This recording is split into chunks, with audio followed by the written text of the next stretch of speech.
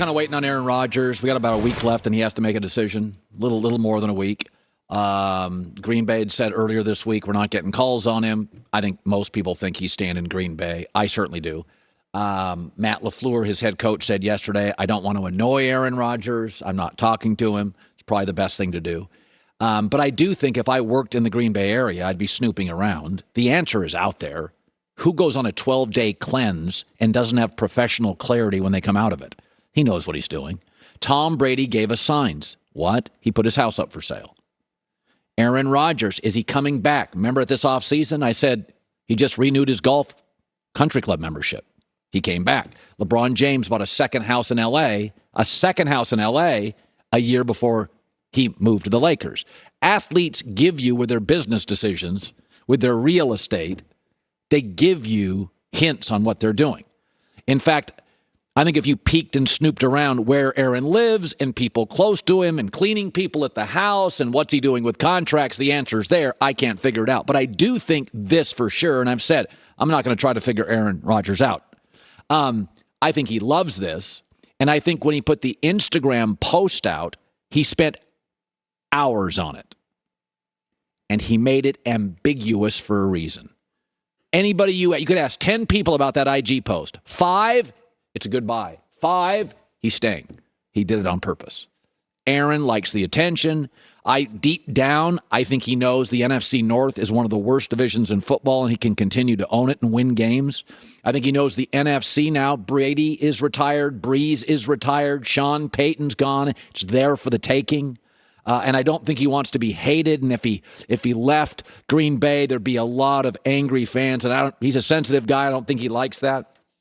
But I think deep down he knows what he's doing. I think he likes the attention. And I think the IG post was created, and I'm not saying it wasn't heartfelt, but he made it ambiguous for a reason. He wanted you to guess. Brady's retired.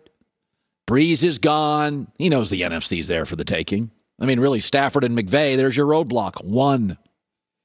Greg Jennings has a feeling what he's doing. I'm subscribing to Aaron in Green Bay. Kyler Murray is the only personality that I really feel like will completely go against the grain and will stick to his guns. I just don't believe Aaron Rodgers is that bold to say, you know what? Hey, screw it. They've tried everything. I still want out. Bye. Because he's going to have to force himself out. Or they're going to have to agree to a destination that both parties are okay with, and they're going to receive assets. I just don't see that happening. Yep, we agree on that, but I'm not going to try to figure him out. But I don't believe anybody goes on a 12-day cleanse, comes out of it without clarity. You're vomiting, you're sleeping, you're napping, there's incense for 12 days. You knew flying back home, you knew what you were going to do. Joy with the news. No. Turn on the news. This. Score a lot and distribute a lot. Last night he had 26 points, 9 assists, 9 rebounds. If you watch the game, the chemistry's good. He's incredibly happy and joyful, and this is what we predicted. The Sixers net trade is sort of fascinating to watch the reaction. Brooklyn basically is betting on things in this trade that have never happened before. Ben Simmons, he will handle the pressure. He couldn't do that in college. Kyrie Irving will get along with everybody. Never happened once. Never happened once in his career. Kevin Durant will stay healthy. He's missed 128 games in 3 years. And Steve Nash will pull it all together. Maybe. If you liked Brooklyn in this trade, and I didn't, you're investing in things that have never succeeded before. It's a bunch of finger crossing, hope, and ifs. James Harden didn't want to be part of the ifs. Harden's a guy that's been open 3 restaurants. They've all worked. He's opening a 4th in Philadelphia. I'll invest in that. Let's look at James Harden's career. First stop is Oklahoma City. He's there 3 years. He gets better every year. He wins 6th Man of the Year. Huge success. The organization didn't get how good he was. He goes to Houston, 8 years, scoring titles, 8 playoffs. Every year. He moved people around. There were a lot of trades. 8 years, 8 playoffs. That's a success.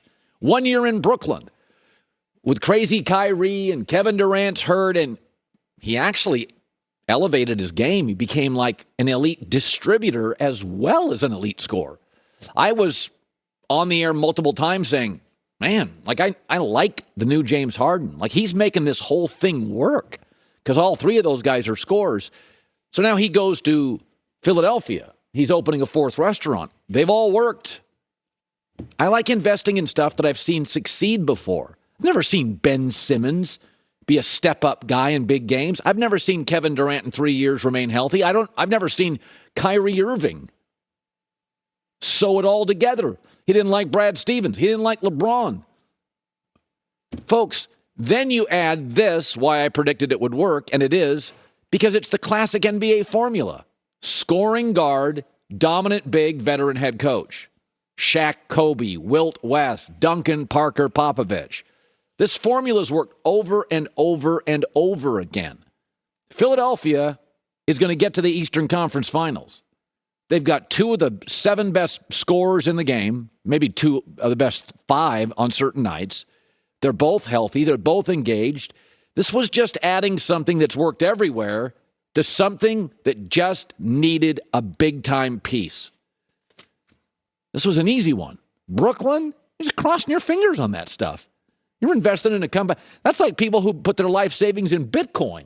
I'm going to go with banks, real estate, stocks for the time being. You go out there and change the world. Harden after another exhilarating performance last night. I'm very comfortable in a lot of situations, whether it's basketball or just in life. I feel like you can put me anywhere in a room and I can fit in. So here is no different, just survey the room, see who's in it, see what you have and, try your best to fit in or, be the best. Well, for me, be the best James Harden I can be in every aspect. 3-0. He's crushing. He scores. He distributes. He's happy. He's engaged.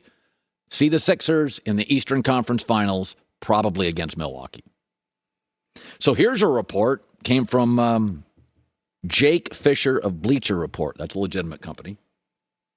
The Lakers and Russell Westbrook have mutual interest in parting ways. So that will be his 5th team in 5 years. Westbrook can keep running, but you can't run away from yourself. This one's on Russell. LeBron got along instantly with Anthony Davis. LeBron plays well with Reeves and Malik Monk and Anthony Davis when he's healthy and Carmelo Anthony. And it all works here. Chemistry was never the issue with the Lakers and AD. He got along and played well with KCP. I didn't like when they let KCP go. He got along and played with Alex Caruso. LeBron's got along with everybody in L.A. Not everybody's been a great fit. He gets along with kind of kooky Dwight Howard, who's kind of a different cat. He can't make it work with Russell Westbrook. By the way, LeBron also got along with Kyrie, who's difficult, Wade and Bosh, who aren't, Shane Battier, Ray Allen. LeBron's career has been really summed up this way, beyond his greatness. He makes everything work. I think I once compared him to salt. Makes everything better. The casserole, the eggs, the steak. LeBron makes everything better. And he can't figure out Russell Westbrook. Remember Russell Westbrook said, Harden's my friend. Didn't work. I love L.A. This doesn't work. It's not everybody else's fault. As I've said for over a decade, Russell lives in a tunnel. He plays in a tunnel. Nobody ever gets better. And for 13 years, all the media has done is fawn over him. And now everybody, because he plays in highly visible L.A., is crushing him.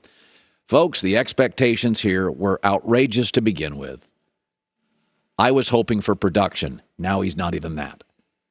But I saw recently the NBA at the All-Star game had their 75